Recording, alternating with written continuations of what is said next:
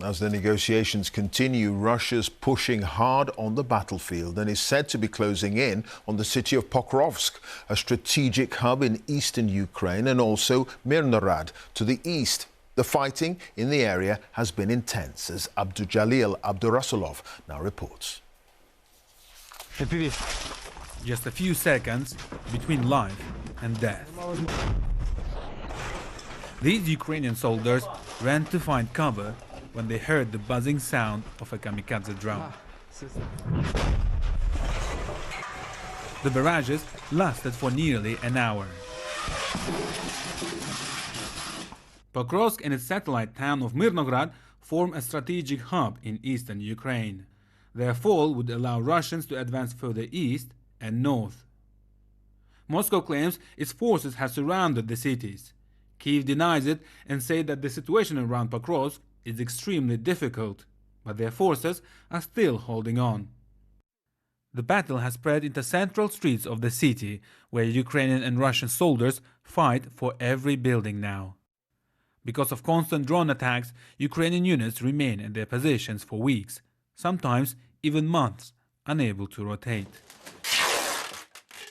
Since armored vehicles cannot deliver supplies into Pokrovsk, Ukrainian forces now have to rely on these robots, called unmanned ground vehicles.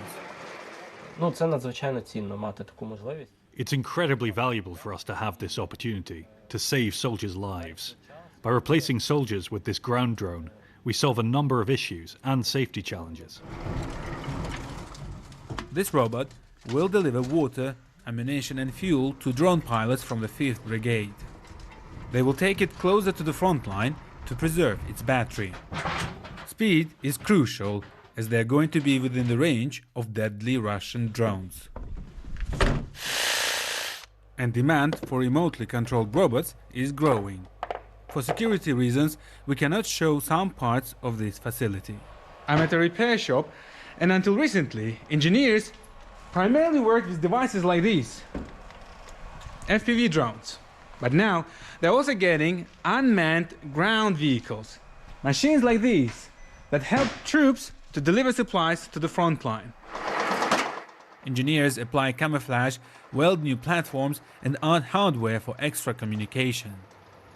These machines can reach places where soldiers or armored vehicles are unable to get, but they're still vulnerable to drone attacks. There are 3 or 4 routes to get to Pokrovsk, and they are all constantly monitored by Russian drones. Every third mission fails. While many robots won't make it, the troops on the front line are reliant on those that do. Abdujalil, Abdurusalov, BBC News, Eastern Ukraine.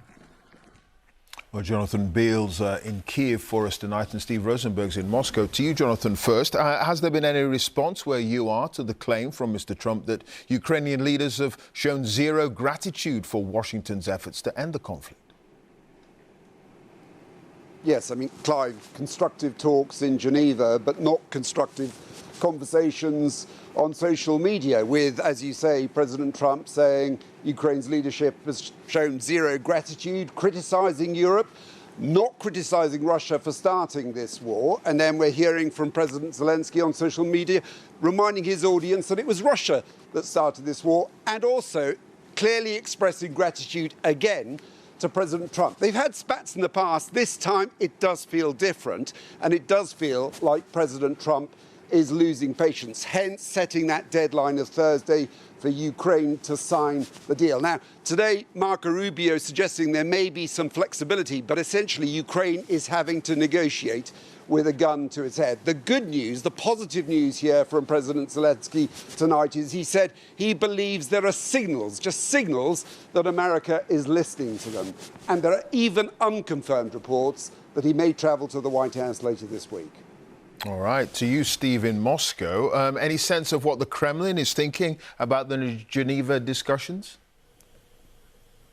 No reaction tonight, Clive, from the Kremlin to what has been happening in Geneva. But ahead of the Geneva talks, Russia's official position was yes, the original 28-point draft plan could form the basis for a final peace settlement, although there would need to be detailed discussions first. That's what Vladimir Putin basically said on Friday evening. Now, the Russians will have been listening closely, I think, to what Marco Rubio was saying in Geneva.